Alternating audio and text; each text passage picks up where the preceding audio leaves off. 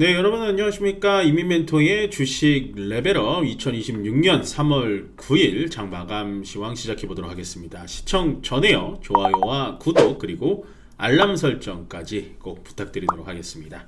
그리고 매번 말씀드리는 저희 주식 매매 다이어리 일지 제가 설명드리는 동안 QR코드 같이 올라가니까요. QR코드에 카메라 어플 키셔서 갖다 대시면 구매 사이트 이동되니까요. 거기서 많이 구매해 주시면 좋을 것 같고, 어려우시면 1644-6646으로 전화 주셔가지고 문의하셔도 됩니다. 자, 일단 서킷 브레이커가 이렇게 자주 발동되는 것인가 싶을 정도로 굉장히 좀 당혹스러운 정도로 빠진다라는 거예요. 그러니까 서킷 브레이커라는 정의 자체가 지수입니다. 지수가 8% 이상 빠지면 강제적으로 장을 닫아버려요. 저는 이거 예전에 이제 자격증 공부할 때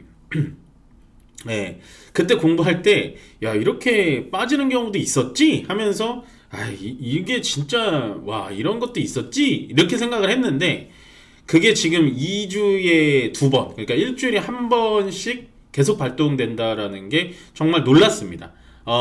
근데 놀란 건데, 제가 보고 싶은 건 서킷 브레이크가 발동이 되고 나서 언제나 시장은 다시 반등을 해요. 그러니까 당일날 반등을 한다라기보단 조금 시간이 지나면 또 다시 재정상으로 올려주거든요. 그거는 100% 무조건입니다.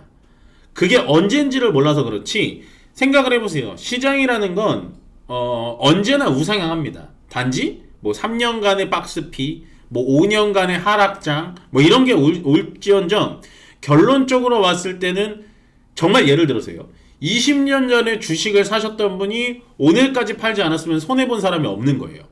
근데 다만 우리가 왜 힘드냐, 단지 오늘 하루가 지수가 8%가 내려가니까 내 종목이 15%, 13% 같이 빠지니까 그냥 넋이 나가버리는 거죠. 멘탈이 나가버리는 거죠. 그래서 서킷 브레이커가 2주에 2번, 그러니까 일주일에 한 번씩 발동됐을 때는 코로나 팬데믹일 때 말고는 없었습니다. 저도 이게 막 잘 기억이 안 나니까 서킷 브레이커를 자격증 공부할 때 제가 맞다 이랬다니까요. 근데 야, 오늘까지 서킷 브레이커가 딱 걸리는 게, 제가 딱 생방송을 시작하기 10분 전에 서킷 브레이커가 딱 걸렸어요. 10시 50분에. 그렇고, 일단 제가 오늘은 시장이 반등을 주기 좀 어려울 겁니다. 제가 원래 쇼츠 영상에 반등에 개인 투자자들의 매수가 저점 매수가 들어오기 때문에 반등이 가능할 것입니다 라고 시장이 강합니다 라고 말씀을 드릴 텐데, 오늘은 그 말을 못 드렸던 이유는 뭐냐면, 일본 증시도 6% 빠졌습니다. 일본 니케이 지수도 6%, 6.7%, 거의 7% 가까이 빠졌어요. 지수인데 여기도. 그러니까 지금은 뭘 보셔야 되냐면, 뭐 트럼프 대통령이 언론에 어떤 얘기를 하든지, 뭐 주말에 뭐 이란 대통령이 뭐 중동 국가한테 미안하다 사과 표시를 했던 그런 걸 믿으실 게 아니고, 그냥 일본 증시가 빠지고 우리나라 증시 빠지고 대만도 빠질 거예요. 아직 안 나왔는데 대만도 당연히 빠질 겁니다. 이런 걸 보시는 게 아니라 유가가 어떻게 움직이는지 보셔야 돼요. 지금 제가 이 녹화를 하고 들어오기 전에 한 2시 반쯤에 좀 이따 소식이 나오겠지만, 유가가 114달러까지 갔다가 104달러, 그러니까 한순간에 10달러가 깨졌거든요. 떨어졌거든요. 유가가 빠지니까 우리나라 증시가 다시 올라옵니다. 그거를 잘 보셔야 돼요. 그러니까 오늘 이렇게 힌트 드릴게요. 오늘 2시 반부터 3시까지 올라간 종목들, 그 종목이 이 전쟁 리스크가 끝나면 가장 먼저 올라올 겁니다. 그거를 여러분들 빠르게 눈치채셔야 돼요. 그게 요거예요. 2시 반 정도에 G7이라고 불리는 글로벌 7개의 강대국들이, 보통 나라의 비축류들이 있어요. 우리나라도 뭐 201일치 뭐 비축류가 있다, 뭐 이런 얘기가 나오고, 일본도 비축류가 있다 이런 얘기가 나오잖아요. 그런 비축류, 각 나라의 비축류를 다 방출을 시켜가지고 지금 호르무즈 해협이 막힌 거를 풀어보자, 이런 얘기가 나오니까 바로 유가가 급락을 해버립니다. 그러니까 유가도 우리나라 증시랑 마찬가지예요. 너무나 급격하게 지금 하루 만에 20%가 올라가다 보니까, 유가라는 게 올라가다 보니까 떨어질 때도 급격하게 떨어지는 거예요. 그래서 심리적 마지노선인 100불을 지금 넘어가 있어요. 104불 정도로 제가 보고 지금 들어왔는데, 결국에는 100불 밑으로, 그러니까 한 80불 후반 초반 정도만 가더라도 시장은 정상화가 될 수 있다. 그러면 언제까지 정상화가 될 것이냐, 언제까지 이렇게 시장이 계속해서 힘들 것이냐라는 건 모르겠어요. 그럼 여기서 시장이 흔들릴 때마다 우리가 봐야 되는 건 그냥 전쟁 뉴스, 전쟁이 어떻게 진행되는 뉴스 이런 걸 보는 게 아니라 유가의 움직임만 보시면 됩니다. 그게 가장 정확하고 가장 솔직해요. 예, 지금은 그렇습니다. 뭐 트럼프 대통령이 이란 뭐 이렇게 이제 끝났다. 이란에서 우리는 뭐 이제 항복 다 했다. 막 이런 얘기는 믿지 마시고, 그런 거 믿지 마시고, 정확한 건 시장이 움직일 때는 유가가 급락이 나올 때 시장이 움직일 것이다. 예, 그건 정확합니다. 오늘 2시 반부터 3시 정도까지 어떤 종목들이 빠르게 움직였는지 보시면 시장이 정상화되면 그 친구들이 먼저 움직일 거예요. 예, 그걸 보셔야 됩니다, 여러분들. 그래서 일단은 비축유 방출을 보도를 시키면서 유가가 강제적으로 좀 하락이 되는데, 이 개념을 조금 더 설명을 드리자면 사실은 이건 임시방편밖에 안 돼요. 예, 임시방편밖에 되진 않지만 그래도 지금 가장 쓸 수 있는 최고의 저는 히든픽이었다라고 생각합니다. 예, 아마도 지금 미국도 이게 2주, 3주, 4주 이렇게 늘어나게 되면 유가가 주체할 수 없을 정도로 올라갈 수밖에 없기 때문에 굉장히 조심스러울 거예요.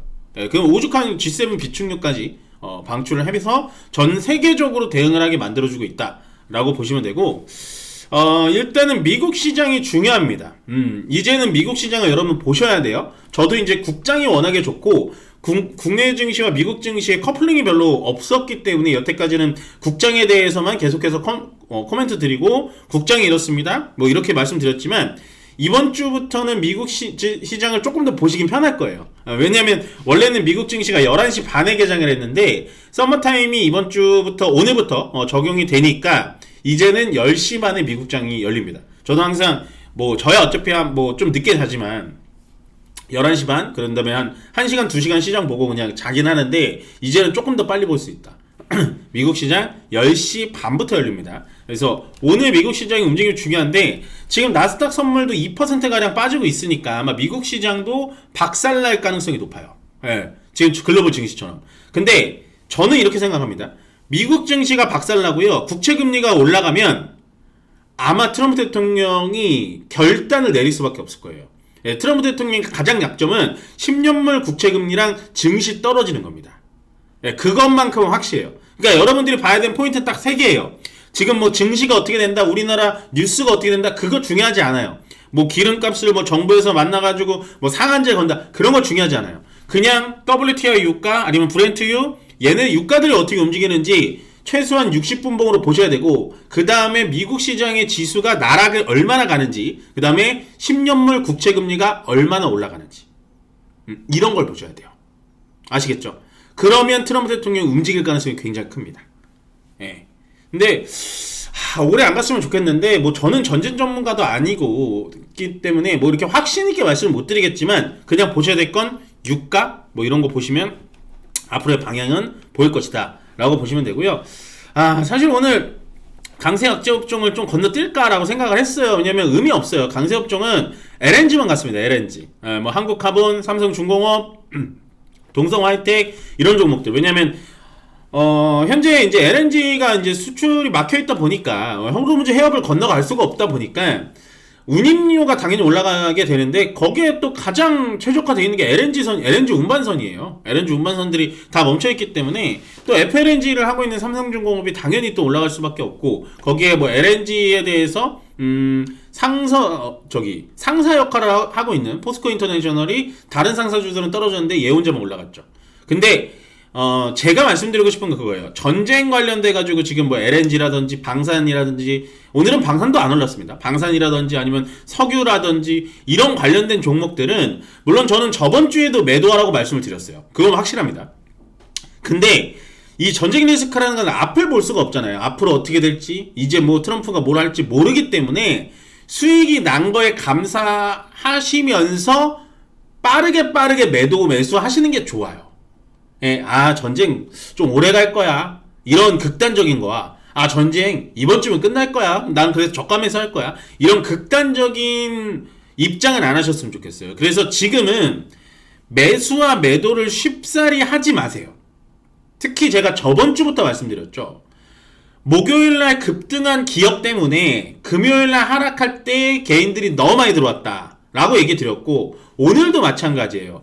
저번주 목요일날 10%의 급등이 너무 달콤했기 때문에 오늘도 개인 투자자들이 5조 5천억, 현재 시간으로 5조 5천억을 매수가 들어온다라는 건 전 굉장히 위험하다라고 보여져요. 시장을 저는 나쁘게 보는 전문가가 아닙니다. 그렇지만 지금은 공격적이게 매수를 할 때가 아니에요. 물론 매도도 당연히 할 때가 아니지만 그냥 지켜보시는 게 좋다고요. 주도주를 갖고 있다면, 자신이 있다면. 왜냐면 지금은 모든 종목이 다 떨어지는 거기 때문에 급하게 내 현금을 태우지 마세요. 지금 현금 아깝습니다, 여러분들. 제가 저번주에 목요일날 급등 나오고 금요일날 코스닥도 급등이 나올 때 현금 최소한 10% 가져가자라고 말씀드렸던 건 이런 찝찝함이 있었어요. 수급 상태가 그렇게 좋지 않았거든요. 그리고 주말에 항상 트럼프 대통령이 공격을 세게 하니까, 자기네 시장 안 열릴 때. 예, 본인도 지금 미국 주식시장이 떨어지는 걸 되게 신경 쓰고 있다라는 거예요, 트럼프 대통령은. 그러니까 절대로 여러분들 적극적으로 대응하지 마세요. 예, 유가만 쳐다보고 계세요. 아시겠죠? 그다음에 약세협정은 반도체 뭐 이렇게까지 뺄 건가? 뭐 삼성전자, 하이닉스 10% 넘게 빠지고요. 반도체 소부장주가 저번 주에 그래도 시장 대비해서 굉장히 셌는데 오늘 저번 주에 오른 것만큼 다 떨어지고. 그나마 제가 또 좋게 보고 있었던 2차전지도 같이 좀 많이 빠졌습니다. 거기다가 뭐 태양광이 붙은 2차전지 관련된 종목들은 더 빠졌고, 그 다음에 로봇주들도 확실히 기술주다 보니까 시장 전체가 안 좋은데도 불구하고 로봇주들도 더 빠지고 있다. 그래서 오히려 이 세 가지 업종을 제가 왜 적었냐면, 약세업종은 되게 많았지만 오히려 시장이 지금 말고요, 내일도 말고 시장이 정상화돼서 횡보를 하게 된다면 얘네 쪽으로 몰아가셔도 된다라는 의미로 좀 적어놨으니까 참고해 주시면 좋을 것 같고요. 뭐 시장의 난이도가 높아졌다라고 보기는 어렵습니다. 그냥 전체적인 지정학적 리스크를 당연히 받아들여야 되는 거고요. 우리가 저번주에 제가 이제 리밸런싱 얘기를 많이 드렸는데, 저번주에 당연히 하지 못하셨다면 일단은 지금 상태에서는 그냥 홀딩해서 보시는 게 좋아요. 리밸런싱을 못했는데 어떡할까요? 라는 분들은 시장이 다시 올라올 겁니다. 시장은 올라와요. 올라올 때 그때 주도주로 빠르게 갈아타세요. 이번에는 실수하시면 안 됩니다. 아시겠죠? 그래서 시장이 오늘도 또 양시장 많이 떨어져서 레벨업을 어떻게 좀 전달을 드릴까, 팩트만 전달을 드릴까 라고 생각을 했는데, 이럴 때일수록 여러분들이 보셔야 되는 지표 제가 말씀드렸죠? 유가, 미국 시장 이런 거 보시라고 말씀드렸으니까 꼭 그거에 대해서만 보시고, 나머지 너무 이렇게 자극적인 제목의 뉴스, 자극적인 어떠한 뭐 기사 이런 거에 너무 현혹되지 않으셨으면 좋겠다라고 말씀드리면서 끝으로 좋아요와 구독 그리고 알람 설정 부탁드리면서요, 저는 여기서 마무리 짓도록 하겠습니다. 고맙습니다.